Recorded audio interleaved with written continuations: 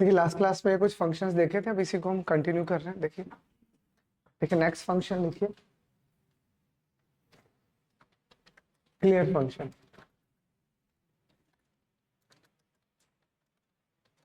ठीक है, तो क्लियर का नाम से समझ में आ रहा होगा, लिस्ट के सारे एलिमेंट को डिलीट करना है। ठीक है, तो if we want to delete all the elements of the list, then use clear function, simple.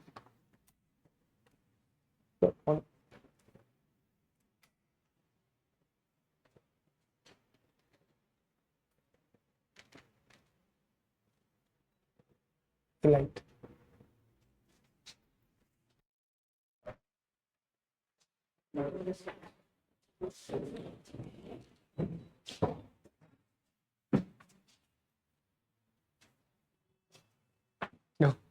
अब यहाँ से आप क्लियर फंक्शन की मदद से क्या कर सकते हो, पूरी की पूरी लिस्ट को क्लियर कर सकते हो। जैसे फॉर एग्जाम्पल आपके पास ये कोई लिस्ट है, ठीक है, इसको प्रिंट करवा दिया हमने, उसके बाद में आपने ए डॉट क्लियर कर दिया और आपने फिर प्रिंट करवा दिया, चेक इट।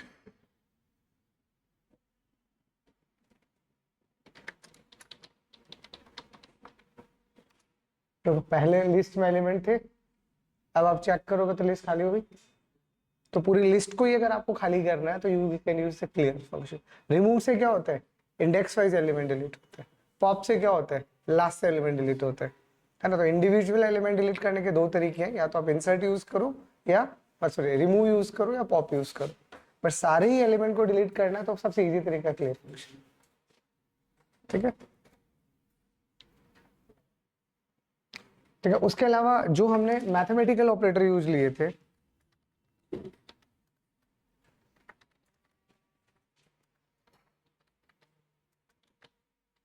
मैथमेटिकल ऑपरेटर, उसमें हम दो ऑपरेटर पहले पढ़ चुके हैं।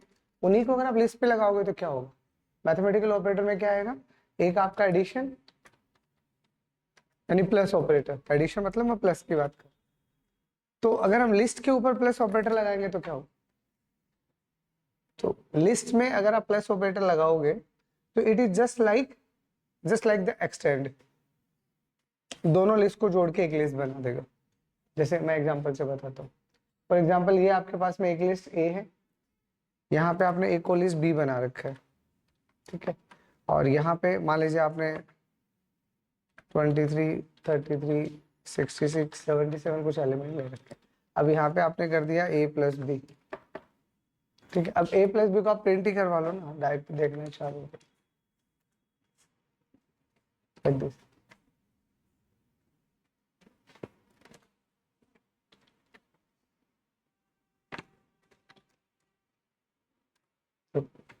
तो क्या हुआ, जो थे वो तो ठीक है, अब इसके आगे क्या हुआ, दूसरे एलिमेंट पे ऐड हो।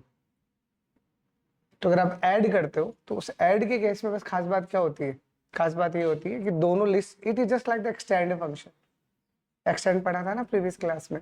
तो अगर आप ए डॉट एक्सटेंड बी लिखते हो तो इसका मतलब क्या होता है, बी ए में ऐड हो जाता है। वही ऐड अगर आपको डायरेक्ट करना है तो ठीक है, आप डायरेक्ट प्लस भी यूज कर सकते हो, कोई प्रॉब्लम नहीं है ना। बट प्लस की खास बात यही होता है कि जब आप लिस्ट यूज करो तो दोनों फिर लिस्ट ही होनी चाहिए।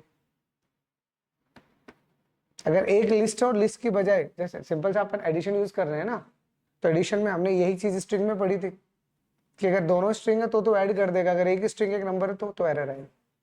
तो इसलिए प्लस का यहाँ पे खास बात वही सेम है, दोनों को दोनों लिस्ट होना चाहिए, अगर लिस्ट नहीं है तो एरर आएगी।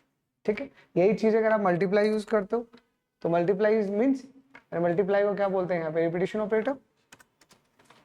दूसरा मल्टीप्लीकेशन, या इसे हम बोलते हैं नॉर्मली रिपीटिशन ऑपरेटर।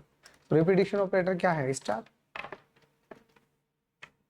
स्टार, तो अगर आप स्टार को यूज करोगे तो वो क्या करेगा, जैसे मान लीजिए आपने यहाँ पे प्रिंट और यहाँ पे a मल्टीप्लाई बाय 3 लिख दिया, इट मीन्स व्हाट, जो भी a का वैल्यू है वो 3 बार आएगा।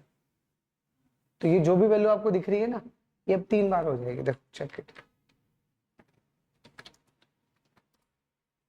देखो 100 से लेके यहाँ तक एक बार आ गया, फिर 100 से यहाँ तक दूसरी बार आ गया, और 100 से यहाँ तीसरी बार आ गया। तो इससे रिपीटेशन ऑपरेटर। तो किसी भी वैल्यू को अगर आप रिपीट करना चाह रहे हो तो ऑलरेडी हम स्ट्रिंग में भी इसे डिस्कस कर चुके हैं, जैसे स्ट्रिंग में काम करते हैं ऑपरेटर वैसे ही डिक्टो यहाँ पे भी काम करते हैं, ठीक है। तो this is the meaning of these two operators.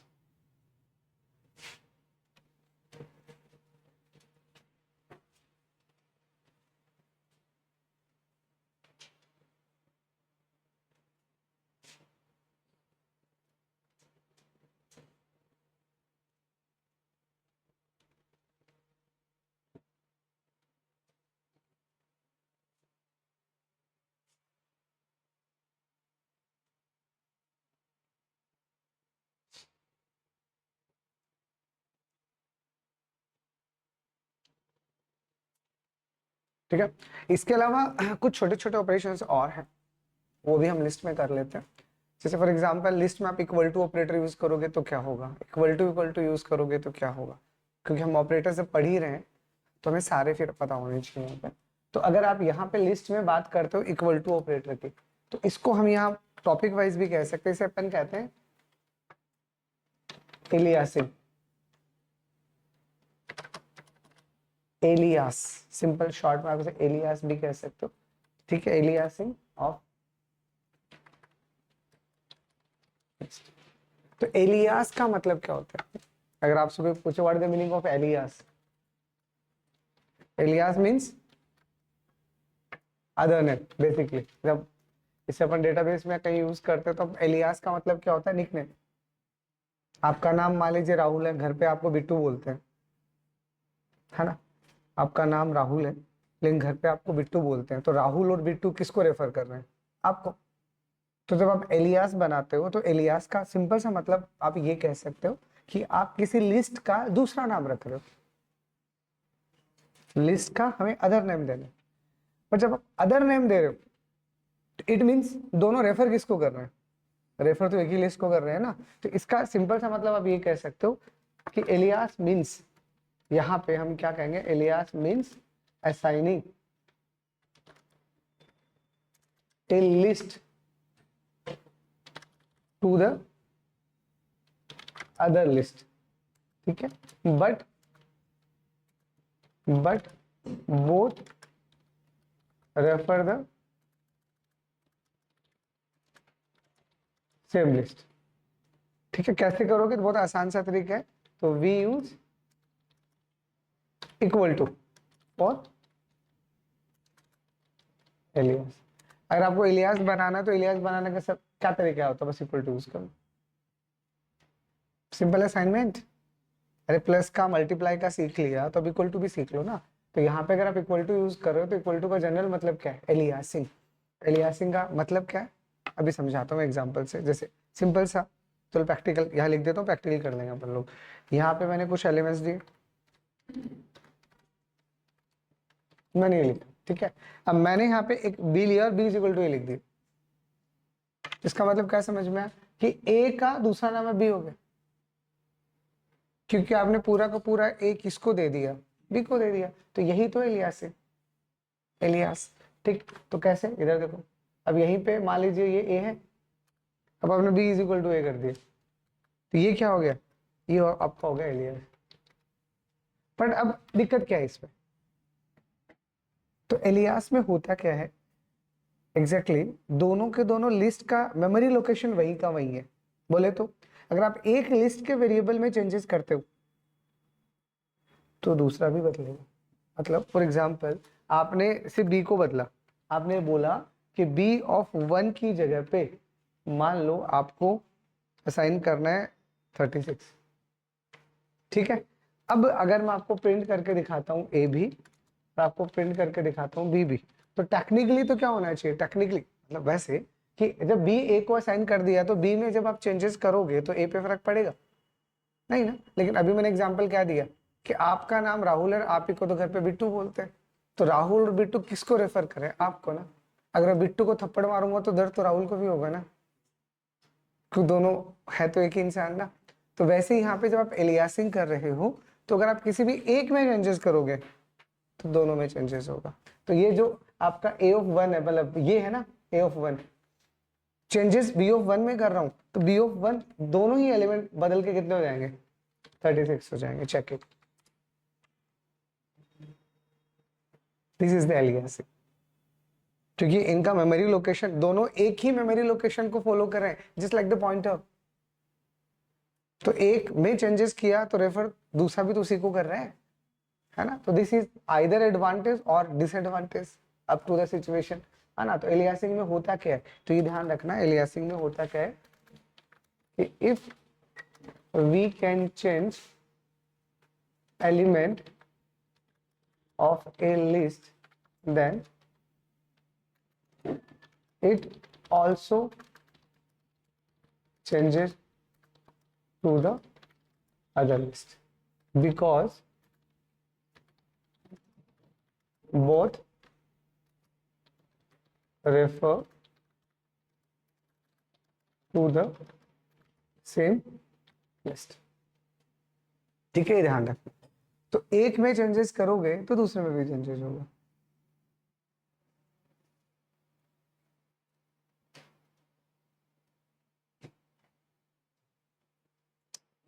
इसका मतलब दोनों के दोनों रेफरेंसेस कैसे हुए, डिपेंडेंट नहीं हुए. एक में चेंज कर रहे हो तो दूसरे में भी हो रहा है और दूसरे में भी कर रहे हो तो पहले में भी हो रहा है. तो that means both list reference variables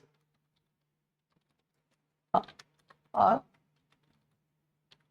dependent.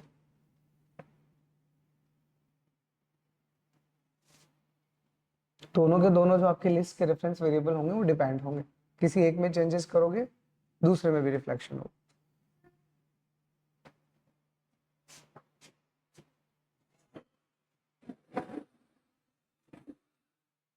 ठीक है. अब आप क्या चाह रहे हो, अब चाह रहे हो नहीं हमें ऐसा नहीं करना, हमें क्या करना है, हमें इस तरह से लिस्ट के रेफरेंस वेरिएबल डिक्लेयर करने हैं कि हम पहले में चेंजेस करें तो दूसरे में चेंजेस ना हो.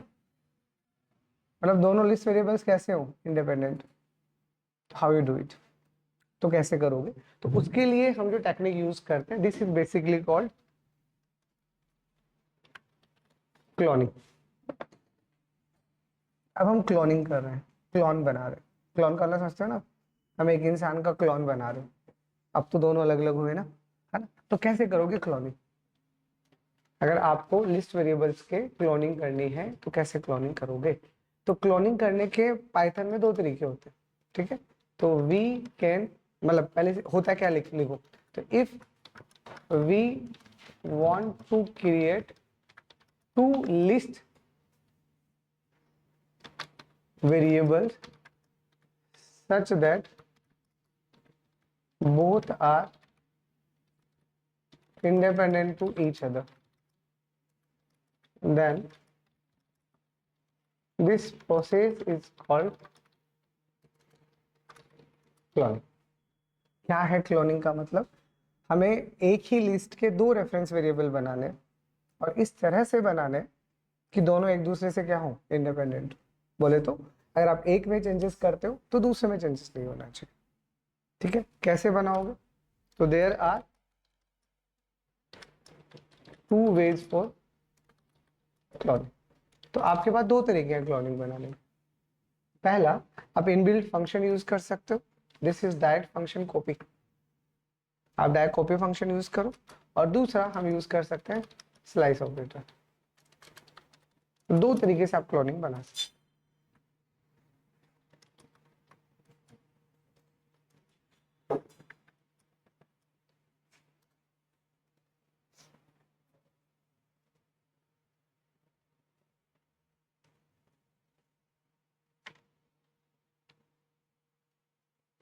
ठीक है, अब अगर आप कॉपी करोगे तो ये डायरेक्ट इनबिल्ट फंक्शन होता है, आप यूज करो आपकी क्लोनिंग हो जाएगी.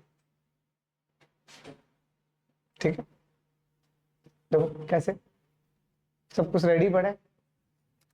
पर अब हम क्या कर रहे हैं, ए डॉट कॉपी. ठीक है, और अब मैंने बी में चेंजेस किया और ए और बी प्रिंट करवा दो. चेक करो कौन चेंजेस हुआ. मैंने बी में चेंजेस किया है तो क्या ए चेंजेस हुआ, नहीं ना, p में चेंजेस b ऑफ 136 है, बट a ऑफ 1 तो अभी भी 12 है। मतलब दोनों के दोनों रेफरेंस वेरिएबल कैसे बने, इंडिपेंडेंट बने। तो जिसमें चेंजेस कर रहे हो उसी में चेंजेस हो रहे हैं, दूसरे में कोई चेंजेस नहीं हो रहा। दिस इज क्लोनिंग, ठीक है। तो इसे हम क्लोनिंग कर, सब कुछ वही कर रहा हूं मैं, बस मैंने यहाँ पे b इक्वल टू a था, अब मैंने डॉट कॉपी लिख दी, बाकी कोई सिंटैक्स में चेंजेस नहीं। तो कॉपी फंक्शन इस a को उठाएगा और एज इट इज b में पटक देगा और दोनों को इंडिपेंडेंट ट्रीट करेगा। तो आप a में चेंजेस, मान लीजिए आप यहीं पे अगर a में कोई चेंजेस करते हो, फॉर एग्जांपल a ऑफ 2 में आपने यहाँ पे 136 लिख दिया, तो a ऑफ 2 ये 32 है। हाँ, तो अब a ऑफ 1 ही बदलेगा, ठीक है।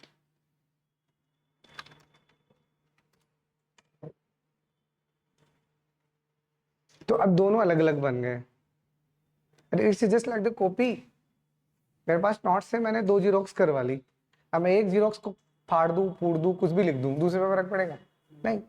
तो जिसमें चेंजेस कर रहे हो वही हो रहा है, दूसरी जैसी है वैसी की वैसी रह रही, इसीलिए इसे बोलते हैं इंडिपेंडेंट, ठीक है। तो एक तरीका तो ये है आपके पास में क्लोनिंग करने का कि आप सीधा कॉपी कर लो। दूसरा तरीका, आप स्लाइस ऑपरेटर यूज लो।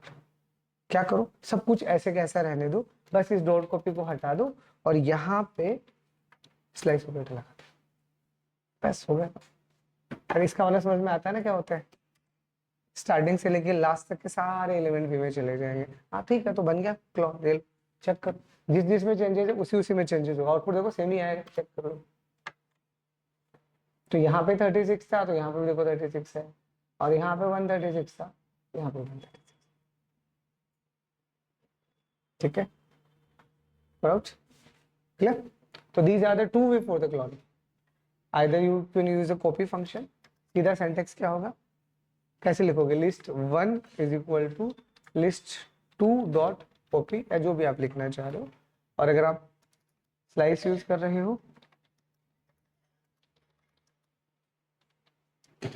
स्लाइस ऑपरेटर में सीधा सा फंडा रहेगा, जो भी लिस्ट 1 है इज इक्वल टू जो भी लिस्ट 2 का नाम था वो नाम लिखो, और यहाँ पे slice operator.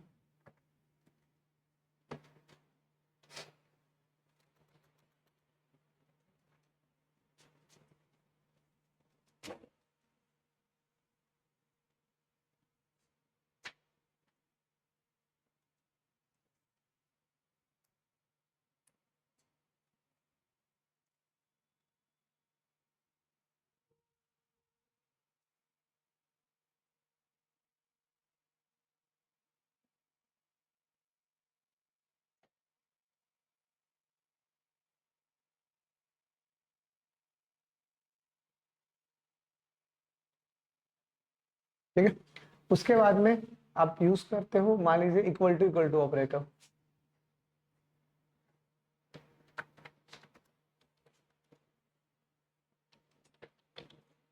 Equal to operator का मतलब तो आपको पता ही है, दो लिस्ट है, उनके एलिमेंट सेम होने चाहिए, ठीक है। तो इफ वी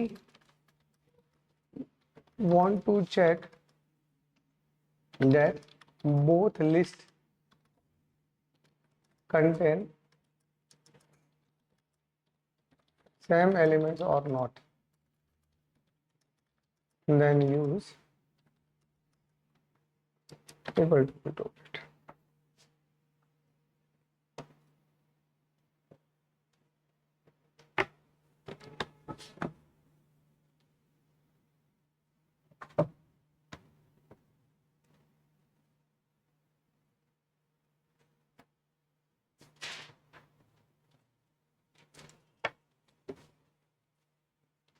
ठीक है, अब आप चेक करना चाह रहे हो तो आप चेक कर लो। जैसे ये एक लिस्ट आपने बना के, मुझे छोटा कर देता हूँ थोड़ा, ठीक है। और डिक टू में दूसरी लिस्ट बना देता हूँ, ठीक है। और एक लिस्ट में यहाँ पे और बना देता हूँ, मान लीजिए ये लिस्ट बी है और फॉर एग्जांपल ये लिस्ट सी है, ठीक है। और इसमें मैं कुछ एलिमेंट बदल देता हूँ, एक मिनट पेंटिंग करती हूँ, ओके। अब आप सिंपल सा अगर प्रिंट करवाते हो a is equal to B, ठीक है, और यहाँ पे आप प्रिंट करवाते हो a इज इक्वल टू सी, तो क्या a और b बराबर हैं? हाँ, तो बिल्कुल, दोनों में एलिमेंट तो सेम ही है ना, तो इसका मतलब पहले वाले का रिजल्ट क्या आना चाहिए, ट्रू। दूसरा वाला है नहीं, तो इसका क्या आना चाहिए? फॉल्स। तो चेक इट। तो पहली दोनों लिस्ट बराबर है, बोले तो सेम एलिमेंट है, तो सेम एलिमेंट है तो इक्वल टू क्या रिटर्न कर रहा है? ट्रू। नहीं है तो ये तो फॉल्स, सिंपल। तो आप इक्वल टू से किसी भी दो लिस्ट को डायरेक्ट कंपेयर कर सकते हो विद इट्स एलिमेंट्स, ठीक है।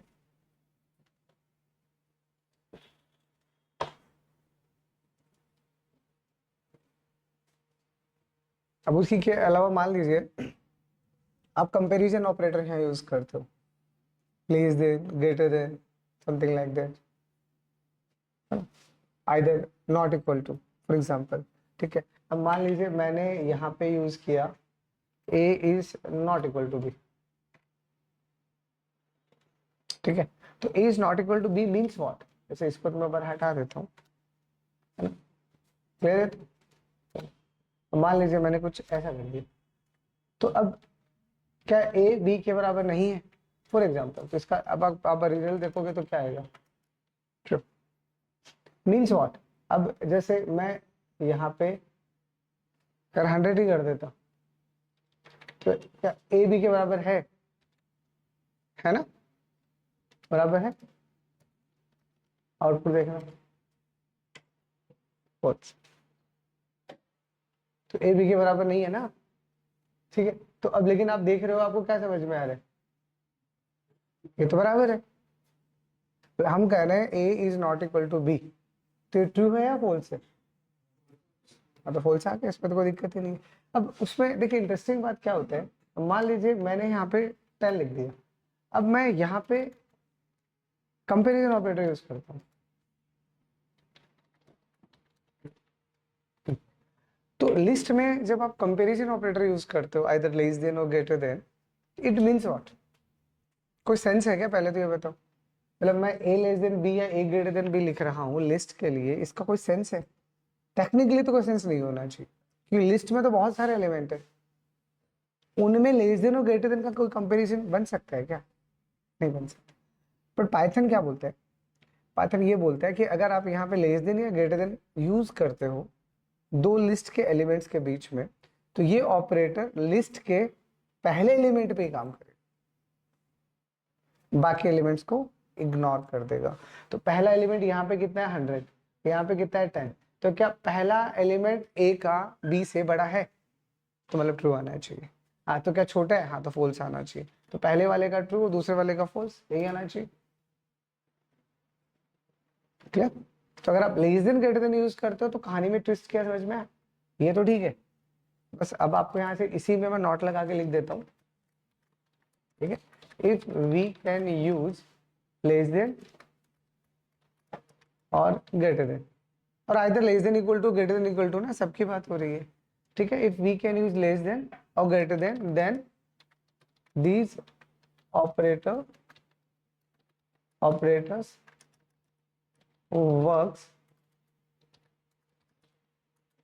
only for first element of both list। तो इस केस में ये दोनों लिस्ट के सिर्फ पहले एलिमेंट पे ही काम करें।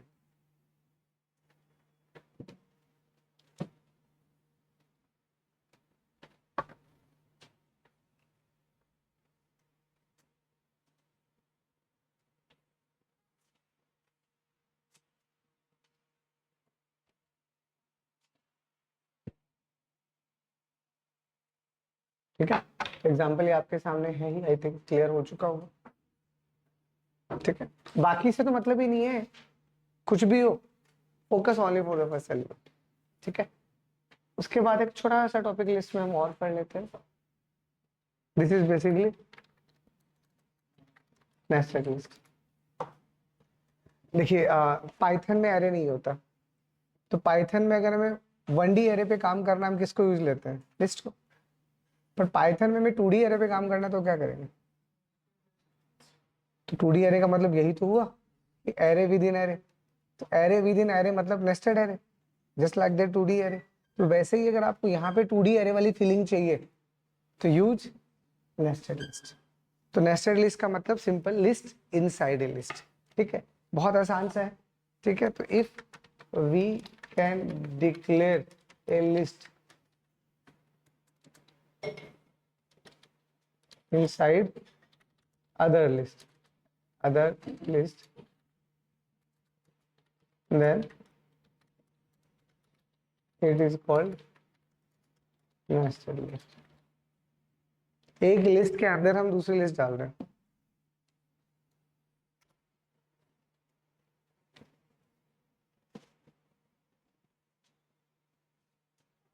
ठीक है.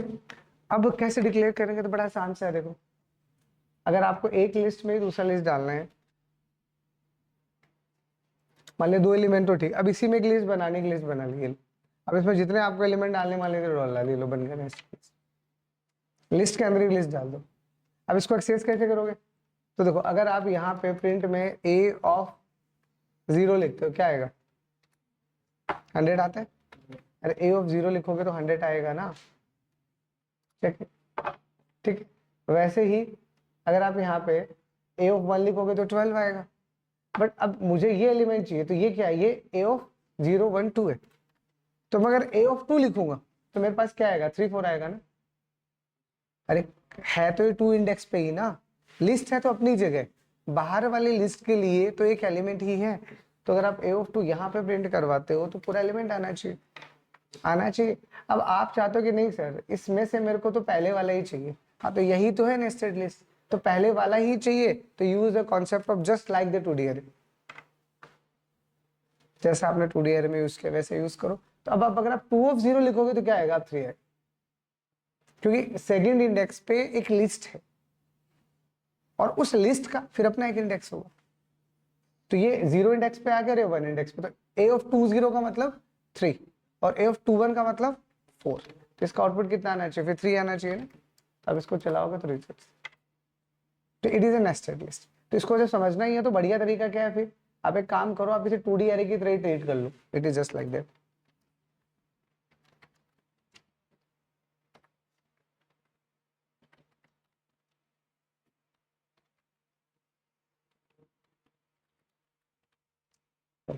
टू डी अरे बन गया पूरा.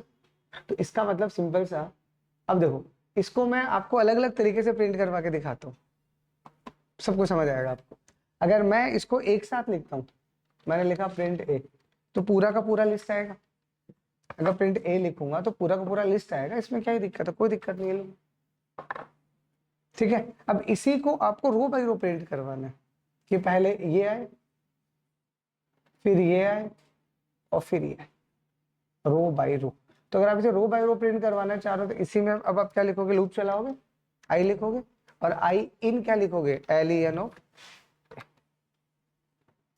एक लेंथ निकालोगे, यहाँ पे क्या प्रिंट करवा दो? तो यहाँ पे प्रिंट करवाते वक्त आप क्या प्रिंट करवा दोगे? ए ऑफ आई थिंक हो जाना चाहिए. Check it.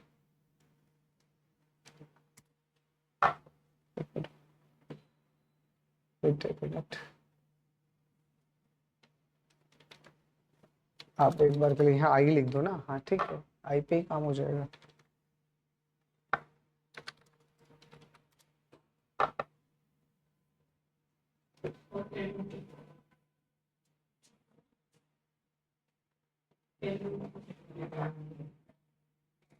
Okay. अच्छा, इसकी लेंथ कैसे ले ले रहे? अच्छा, ये 2D आ गया ना. तो इसमें आपको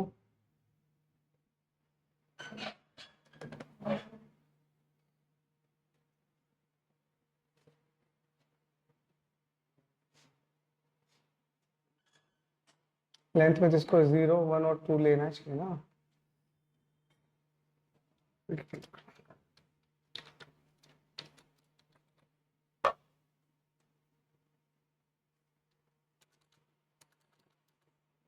अच्छा ठीक है, ये तो B आ गया. सबसे पहले 0 आएगा तो यहाँ तो फिर A ऑफ 0 ही आना चाहिए ना. तो यहाँ तो A ऑफ आई ही आना चाहिए. सही है, कोई दिक्कत आने नहीं चाहिए.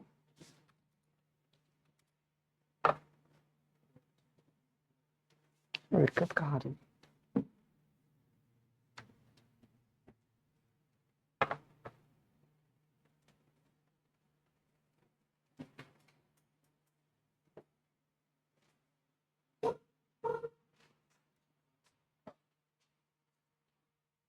एक काम करते रुको, इसके हटाओ,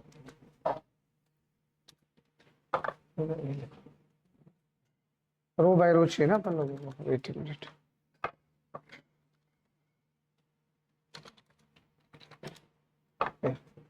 ठीक है। अगर आपको रो बाय रो करना है तो रो बाय रो करने में सीधा आप ए को यूज करो, ये तो पूरा लिस्ट आ गया ना, तो पूरा का पूरा लिस्ट इसके पास आएगा। तो सबसे पहले आई का वैल्यू 0 होगा तो ये ऑटोमेटिकली 0 इंडेक्स को निकाल देगा।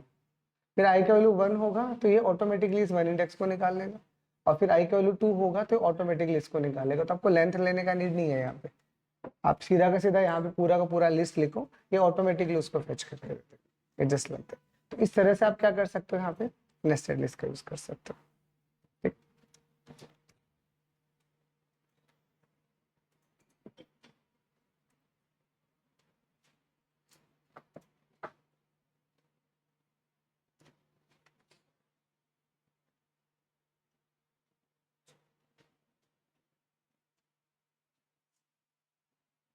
ठीक है, अब इसी में आपको इसे 2D मैट्रिक्स की तरह प्रिंट करवाना है। ये तो क्या रो बाई रो हमने प्रिंट करवा दिया। अब इसे आप ऐसे नहीं, आप इसे 2D मैट्रिक्स की तरह प्रिंट करवाना चाह रहे हो तो कैसे प्रिंट करवाओगे? फॉर आई इन, यहाँ पे लिखो रेंज, टैग काम नहीं करेगा, रेंज लिखो। और रेंज के अंदर आप क्या लिखो, आप लेंथ लिख दो ए का। तो ए का लेंथ कितना आएगा स्टार्टिंग में जब आप इसको प्रिंट करवाओगे? तो ए का लेंथ कितना आएगा? तो ए का लेंथ 1 2 3, तो 1 2 3 आएगा। तो इसका मतलब यहाँ से रिजल्ट कितना आएगा? 3। और 3 आने का मतलब क्या हुआ? 0 से 2। तो ये 0 से 2 चलेगा। और जैसे ही ये 0 से 2 चलेगा, अब आप अंदर आओगे और अंदर एक और फॉर लूप चलेगा जे इन रेंज। और यहाँ पे आप क्या लिखोगे? लेंथ। लेंथ के लिए एलियन फंक्शन होता है, सॉरी, ठीक है, एलियन। और यहाँ पे लिखोगे एलियन किसका? ऊपर क्या आ रहा है? ए ऑफ आई। अरे ये आई आएगा ना ऊपर से, तो ये आई इसको दे दो। तो ए ऑफ आई का मतलब यानी ए ऑफ 0, ए ऑफ 0 पे कितना है? 3। तो इसमें तो कोई दिक्कत नहीं है, इसमें तो आपको खुद पता है कि 3 एलिमेंट है, तो इतना कुछ लिखने का नीड ही नहीं है। यहाँ रेंज ऑफ 3 लिख दो, यहाँ रेंज ऑफ 3 लिख दो। बट ऐसा हो सकता है यहाँ पे 2 ही एलिमेंट है, यहाँ 3 ही एलिमेंट है, यहाँ 4 एलिमेंट है, तो क्या कर लोगे? तो बेटर आप एक एक का साइज निकाल लो। अब एक एक का साइज निकालने की वजह से अब क्या होगा यहाँ पे? अब आपका एक एक एलिमेंट आ जाएगा और वो अब यहाँ से क्या आ जाएगा? ए ऑफ आई। और वैसे ही जैसे हम बाकी की लैंग्वेजेस में यूज करते हैं। और यहाँ पे न्यू लाइन आएगा, उसको हमें हटाना है तो उसको हम हटा देते हैं, ठीक। और यहाँ से जैसे ये खत्म हो, यहाँ पे हमें न्यू लाइन चाहिए तो यहाँ हमने न्यू लाइन लिखी। अब चेक करो, ये रो बाई रो दे रहा है, ये आपको एक एक एलिमेंट एक्सेस करके देगा, 2D मैट्रिक्स की तरह प्रिंट करके दिखाएगा। चेक इट, ये 2D मैट्रिक्स की तरह आ रहा है। आप थोड़ा अच्छा चाहते हो तो एक काम करो, इसमें स्पेस ऐड कर दो।